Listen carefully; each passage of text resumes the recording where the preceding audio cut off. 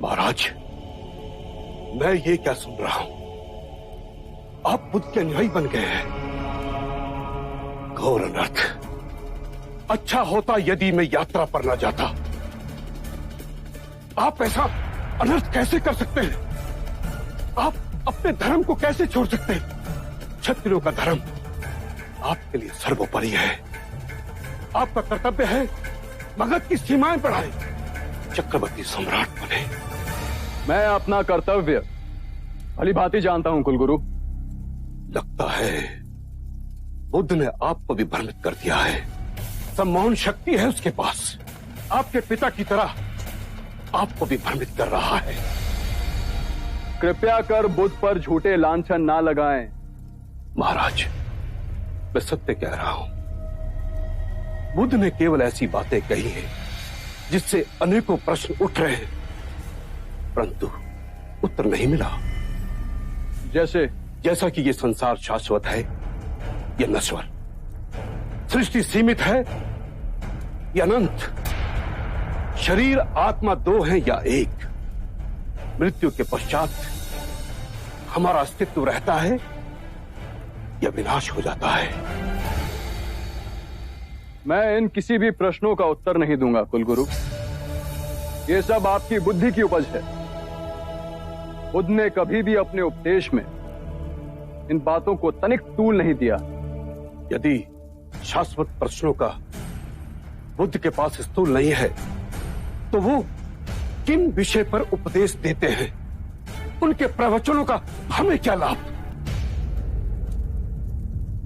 बुद्ध कहते हैं कि अपने शरीर, अपनी श्वास को साधो, उससे अपने अंतर्मन को छिन्न भिन्न करती विभिन्न भावनाओं को समझोगे, दुख और संताप पर विजय पाओगे, जीवन की छोटी छोटी अनेक लहरों के थपेड़ों में सजग और ध्यानपूर्ण जियोगे। बुद्ध जीवन से मुंह मोड़ने को नहीं कह रहे, चेतना से जीने को कह रहे हैं।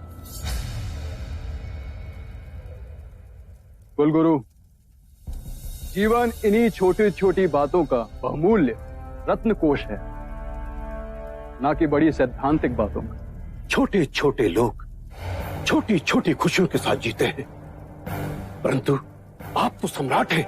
आपका स्तर इस मगध में सबसे सर्वोपरि है। स्तर का विचार भी मनुष्य बुद्धि की उपज है।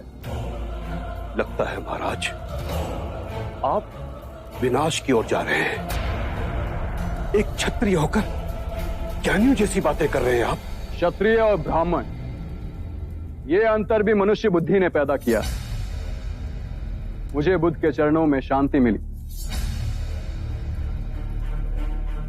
महाराज, यदि आपको शांति चाहिए तो मैं इसके कई उपाय आपको बता सकता हूं। आपसे केवल मुझे अशांति ही मिली है कुलगुरु। आप क्या मुझे शांति देंगे? आपकी बातों में मैं अपने धर्मपरायण पिता की मृत्यु का कारण बना। आंखें मूंदता हूं तो महाराज बिंबिसार की प्रेम भरी मूरत चुप चुप कर मुझे निहारती दिखाई देती है। न रातों को नींद है, न दिन को चैन है। क्षमा करिए महाराज, एक ब्राह्मण हूं, सत्य कहने से संकोच नहीं करूंगा। इस विषाद का कारण पितृ हत्या का पछतावा नहीं, अम्रपाली के भिक्षुणी बनने का आघात पहुंचा है आपको। कुलगुरु,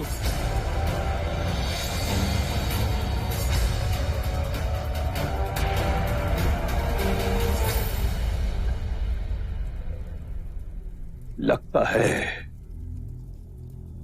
बुद्ध ने आपको यही सिखाया है।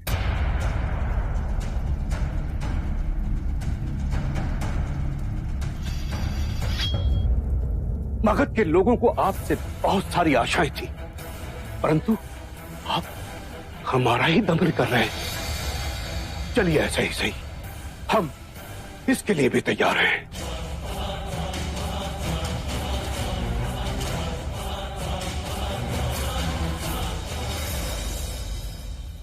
महाराज, आप में ये परिवर्तन देखकर मैं हैरान हूं। अजात शत्रु की उठी हुई तलवार बिना वार किए आज नीचे कैसे झुक गई? मुझे कुलगुरु की हत्या करने में तनिक संकोच न होता। किंतु यदि ऐसा करता तो मेरे गुरु बुद्ध का अपमान होता। बड़े ऊंचे स्वर में बोल कर गए हैं कुलगुरु। कोई मुझे कितना भी उत्तेजित क्यों ना कर ले, मैं अब कभी हिंसा के मार्ग पर नहीं जाऊंगा। जो मार्ग मेरे गुरु दिखाएंगे उसी मार्ग पर चलूं।